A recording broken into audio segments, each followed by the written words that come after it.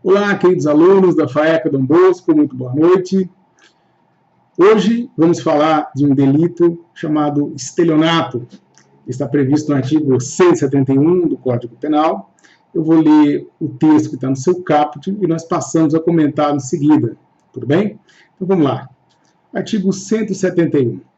Obter para si ou para outrem vantagem ilícita em prejuízo alheio, induzindo ou mantendo alguém em erro mediante artifício, ardil ou qualquer outro meio fraudulento.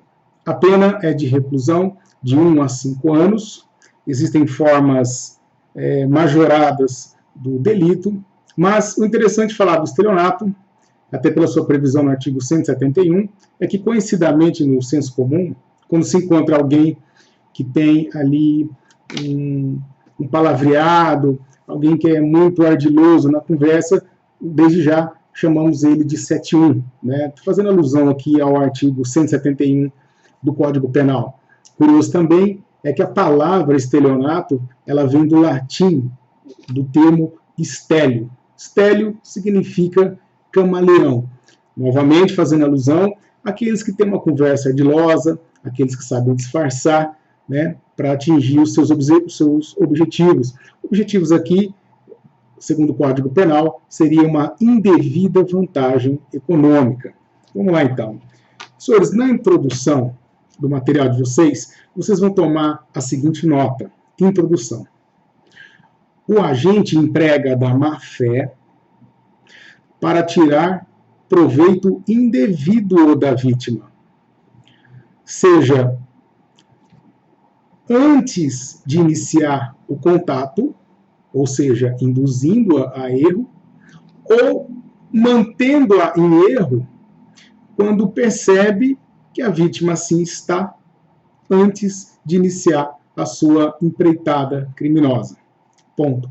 Então, em outros termos, o estelionatário ele pode tanto chegar na vítima já de má fé, já induzindo-a a erro, ou não. Ele pode simplesmente estar numa situação cômoda em que ele percebe que a vítima lhe aproxima trazendo um equivocado, errado em relação a algum tema, e ele aproveita o erro da vítima e a mantém em erro, ao invés de alertá-la que ela está errada.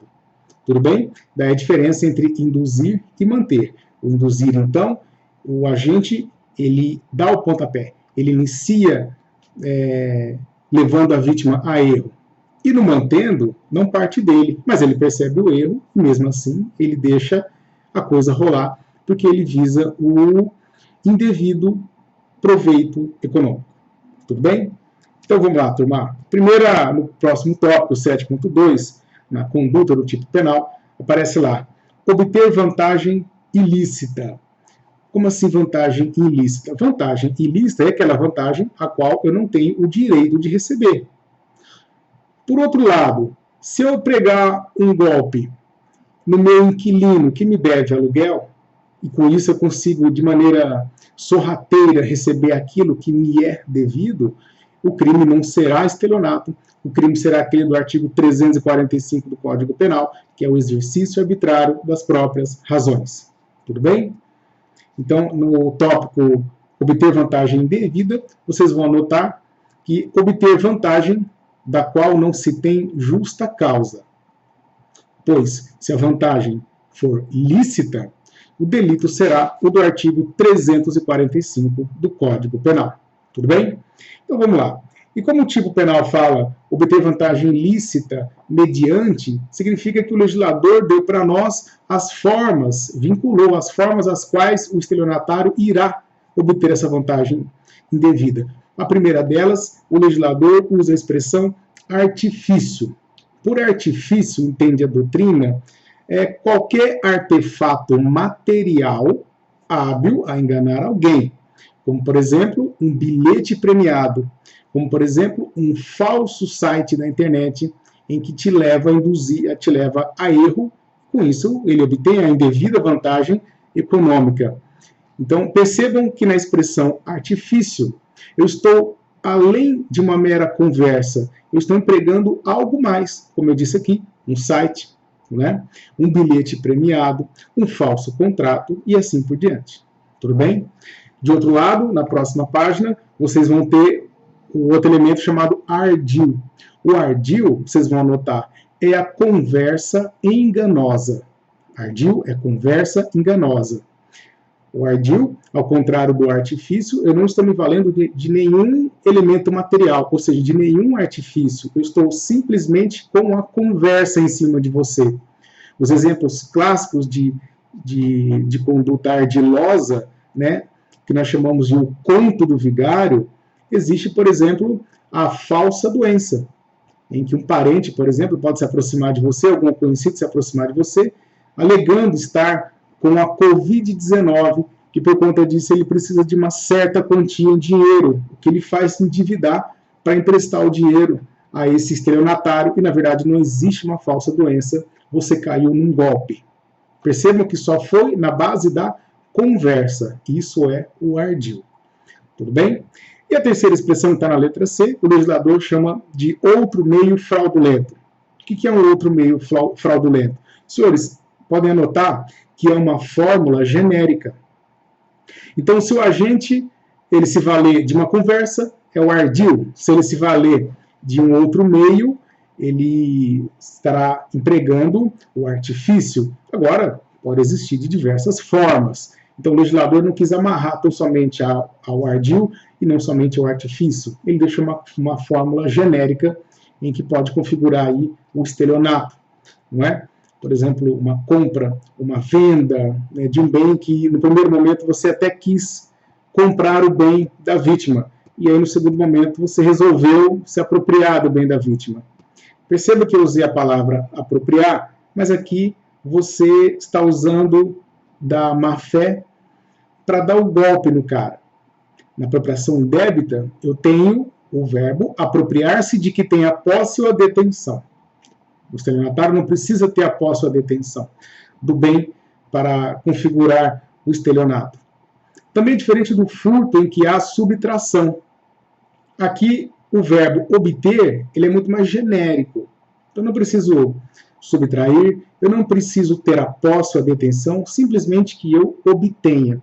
Mas, para eu obter, mediante um artifício, um ardil, ou seja, a má-fé, qualquer meio que vai enganar a vítima e fazer com que ela entregue o seu patrimônio para o estelionatário.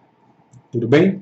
Bom, no outro meio fraudulento, portanto, vocês vão anotar aí que é uma fórmula genérica.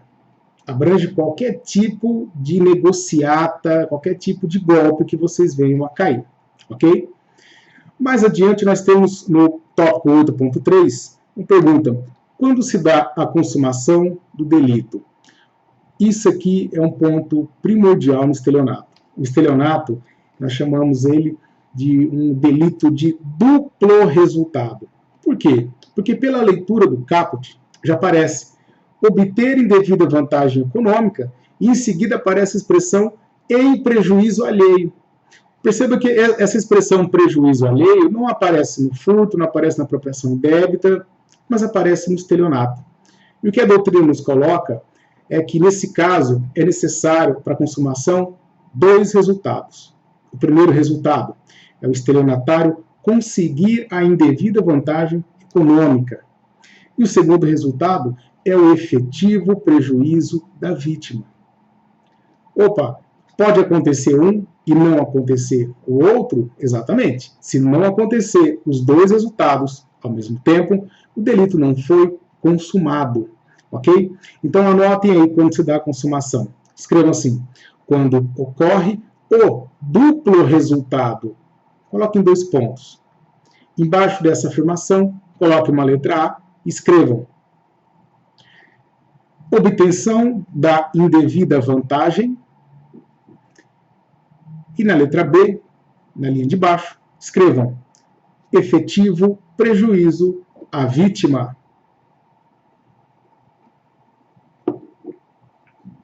Tudo bem? Se acontecer os dois, o estelionato foi consumado. Se não acontecer os dois, não há consumação do estelionato. Tudo bem? Agora vamos lá, próximo tópico. É possível falar em tentativa? Sim. Anotem lá. haverá tentativa quando não ocorrer, os dois resultados previstos no tipo penal. Então, por exemplo, eu caio num golpe que alguém me liga dizendo que está no meio da estrada, está sem dinheiro, e é meu parente conhecido de muitos anos, eu não estou reconhecendo a voz dele, e o estelionatário ele sabe levar essa conversa. Então ele chega ligando, ô primo, não lembra de mim? E eu falo, de onde? Poxa, quem é o seu primo que mora fora? E você responde, ah, é o Abreu. Isso, é o Abreu. E eu vou dando a dica, porque ele precisa então para mim, né, cada vez mais me induzir no golpe. E no fim ele conta a história que está num lugar, está sem dinheiro, por isso, por aquilo, e passa o número de uma conta e pede para eu depositar determinada quantia. Bom, caído em erro, eu faço isso. Vou transferir o dinheiro para a conta dele. Perceba, e aí na hora de transferir o dinheiro na conta, eu anotei o número errado. Esse dinheiro caiu numa outra conta corrente, vamos assim colocar. Bom, tempos depois eu descubro que caiu num golpe, porque ele não me retorna, eu vou procurar a agência bancária dizendo que eu caí num golpe, que é possível fazer. O gerente diz, sorte sua, né? Você perdeu esse dinheiro, mas esse dinheiro caiu numa outra conta corrente que logo nós conseguimos identificar e estornamos, né? E o dinheiro já vai cair na sua conta. Ó, até que haja o estorno, eu estou no prejuízo. Então aconteceu um resultado. Agora, o estelionatário conseguiu a efetiva vantagem econômica? Ele não conseguiu a efetiva vantagem econômica. Então, nesse caso, o estelionato não está consumado. Nesse caso, nós falamos que houve uma tentativa de estelionato. Tudo bem? Vamos gravar esse exemplo no material para vocês não esquecerem? Então, anotem assim, ó. Exemplo. Se a vítima deposita dinheiro de um golpe numa conta corrente errada, vírgula, não haverá vantagem indevida, não obstante o passageiro, né, o temporário prejuízo sofrido pela vítima. Tudo bem? Deu para pegar isso? Olha o outro tópico que interessante agora. Parece assim. E se houver torpeza bilateral? O que é uma torpeza bilateral? Senhores, quando o estelionatário e a vítima, ambas estão de má fé. Então imagine vocês uma situação, eu gosto de contar o exemplo do falso fiscal. O senhor está lá no seu estabelecimento, daqui a pouco recebe a visita de um suposto fiscal, dizendo que a sua documentação está atrasada e que irá aplicar uma multa e provavelmente irá fechar o seu estabelecimento. Preocupado com isso, e também de má fé, você oferece um dinheiro ao falso fiscal, uma certa quantia. Ele aceita e deixa de aplicar a multa. No dia seguinte aparece um verdadeiro fiscal e te prega a multa. Você fala, mas e o cara que eu paguei a multa ontem? E o verdadeiro fiscal fala, nem conheço, nunca ouvi falar. Você então vai procurar uma delegacia de polícia, registra um boletim de ocorrência dizendo que foi vítima de estelionato. Senhores, nesse momento, o delegado vai abrir investigação ou não? Olha que interessante. Nesse caso, a doutrina se divide em dois posicionamentos. Vocês vão notar o seguinte, ó.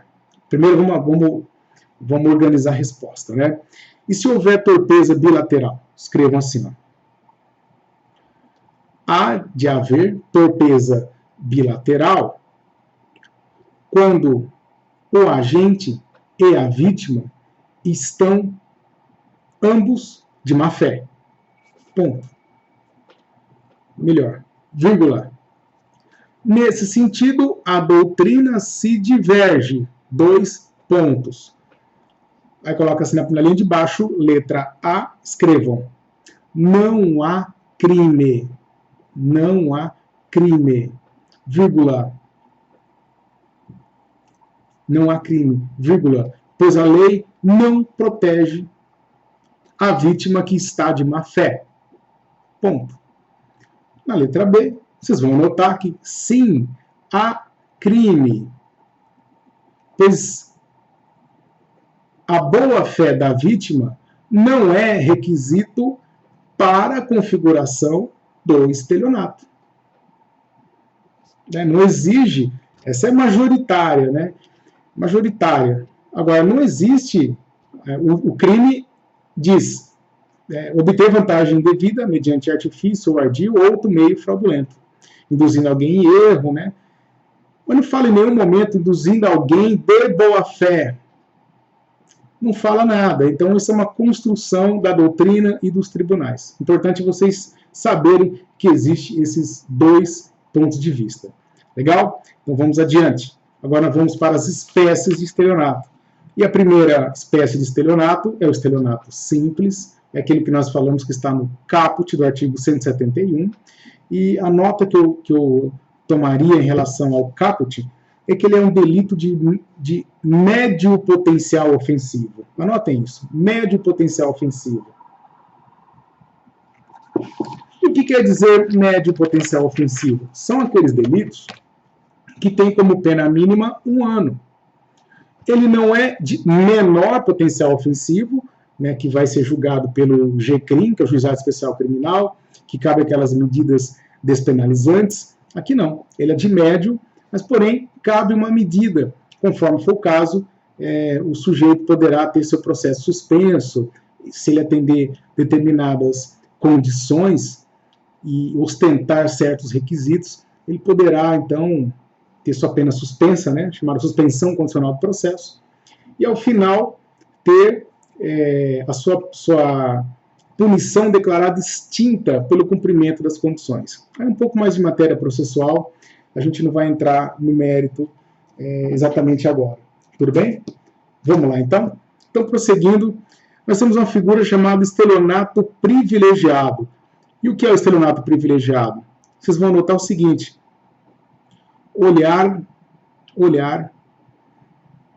o artigo 155, parágrafo 2º, que se chama furto privilegiado. Só para notar, o furto privilegiado, que também vai caber na figura do estelionato privilegiado, é aquela figura em que o réu, sendo primário, portador de bons antecedentes, e o objeto da ação, o prejuízo, for de pequeno valor. O que é pequeno valor? Pequeno valor não se confunde com bagatela, ou insignificância. Tá? A bagatela e a insignificância são delitos que transformam até a conduta em atípica por crime de bagatela. Aqui nós estamos falando de pequeno valor. Pequeno valor, entende a doutrina, até 1 salário mínimo. E o que acontece quando estou diante de um delito desse, de um estelionato privilegiado? Opa, a pena poderá ser reduzida, tá bom? O juiz poderá trocar a pena, que é de reclusão, regime de reclusão, por detenção, ou somente aplicar a multa. Então chama-se privilégio, porque é um benefício que se confere ao agente nessa condição. Primário, bons antecedentes, não é? E o bem praticado, o bem objeto da conduta, não passar de 1 salário mínimo. Professor, onde está escrito um salário mínimo aqui? Não está escrito um salário mínimo. Isso é uma construção da doutrina e da jurisprudência. Tudo bem? Vamos lá, então? Então, avançando, meninos, saímos do privilégio. Nós vamos entrar agora numa figura majorante lá do parágrafo 3º. Eu vou abrir o texto aqui para vocês, de onde eu queria procurar.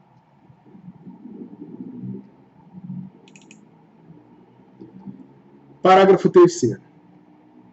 A pena aumenta-se de 1/3 se o crime é cometido em detrimento de entidades de direito público ou de institutos de economia popular, assistência social ou beneficência. Que figura que vai aumentar a pena? O que é uma figura assistencial? O que é uma entidade de direito público, etc.? Senhores, aplicar golpes contra a APAE, Prefeitura, Santa Casa e INSS são consideradas figuras majoradas. Ou seja, aquela pena de 1 a 5 anos ela vai ganhar mais um plus de 1/3. Por que ela vai ganhar esse plus de 1/3? Porque a lei assim determina, tá certo? E não deveria ser diferente. Isso porque, vou aplicar um estelionato numa PAI, vou aplicar um estelionato numa prefeitura, no INSS. Vocês conseguem imaginar como é que seria um estelionato praticado contra o INSS? Consegue imaginar? Ó, eu fui nomeado para defender um cidadão que ele praticava esse tipo de estelionato. Como é que ele praticava? Ele procurava vítimas, não é? Ou parceiros, como o Ministério Público assim colocava, e ele prometia o seguinte: a senhora tem quantos anos? Eu tenho tanto. A senhora já trabalhou registrado? Ela, não. Ó, eu tenho uma proposta para você.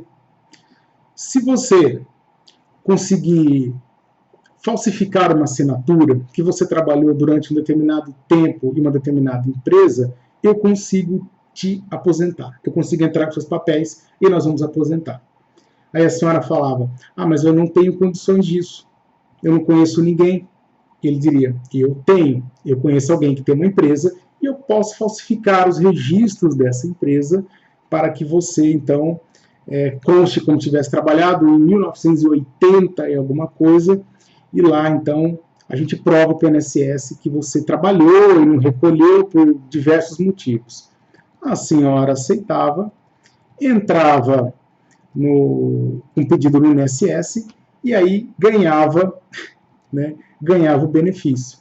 Perceba todo um esquema que foi montado para dar um golpe no INSS. Não existiu trabalho, não existiu nada, foi tudo forjado. E deu um golpe no INSS. O INSS pagou, então, o benefício, depois foi descobrir que já era, né, que era um golpe. Acionou o Ministério Público Federal, porque o INSS é uma autarquia federal, o crime foi parar na Justiça Federal, e o cara está respondendo. Aí vocês falaram, professor, mas esse crime é de pena mínima 1 ano, então cabe a suspensão condicional do processo, que é um benefício, né, da lei 9.099, lá no artigo 89. Bom, mas aí eu digo para vocês, por conta dessa majorante, por ser do serviço público, né, contra uma autarquia, a causa de aumento de pena afeta e você não tem direito ao benefício. Agora estou falando um pouco de processo penal. Tudo bem? Tranquilo? Vamos lá? Final. Majorado contra o idoso. Aplica-se a pena em dobro se o crime for cometido contra idoso. Bom, o que é um idoso, turma? Vocês vão notar que idoso é aquele que tem mais de 60 anos e o agente sabia dessa condição. Tem mais de 60 anos e o agente sabia dessa condição. Preste atenção agora que vocês vão notar aí nessa majorante o seguinte.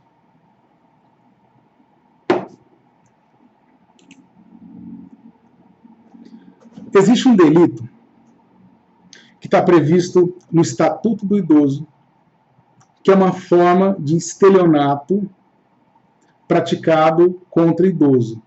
E qual a diferença desse crime do artigo 106 do Estatuto do Idoso do artigo 171, parágrafo 4º aqui do Código Penal? Qual que é a ideia?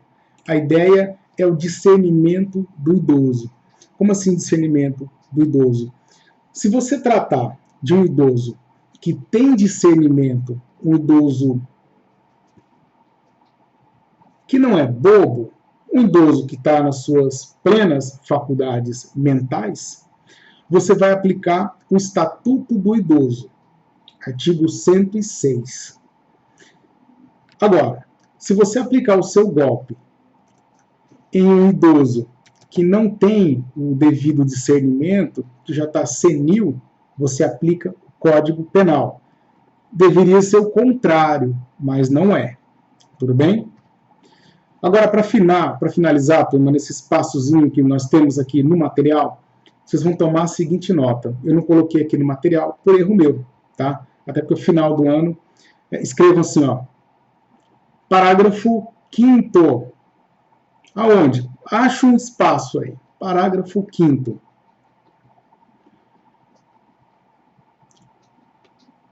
O estelionato tornou-se crime de ação penal pública condicionada à representação do ofendido. Desde quando? Desde que entrou em vigor o pacote anticrime, agora, em janeiro de 2020. Então, todos os estelionatos agora, eles são de ação penal pública condicionada. Isso significa que a vítima deve autorizar as autoridades públicas a entrar, a mover a persecução penal. Se a vítima não autorizar, o Estado não pode se movimentar. E aí o parágrafo 5º diz o seguinte: será incondicionada nos seguintes casos. Tome nota. Quando a vítima for administração pública direta ou indireta, quando a vítima for, inciso 1, inciso 2, quando a vítima for criança ou adolescente, 3, quando for pessoa com deficiência mental, ou 4, quando for maior de 70 anos de idade ou incapaz. Esses nomes que eu trouxe agora para você, a ação penal pública continua sendo incondicionada, ou seja, desejando ou não o prosseguimento da ação, a ação irá prosseguir. Em todos os demais casos, a vítima deve representar, que é o termo correto, para que a ação penal vá adiante. Tudo bem? Isso é coisa absolutamente nova, né? E vocês vão tomar nota já para o material de vocês. Tá bom? Obrigado mais uma vez pela paciência e estamos caminhando para o nosso encerramento. A próxima aula será sobre receptação. Tá bom? Então, bom descanso a todos e até o próximo vídeo.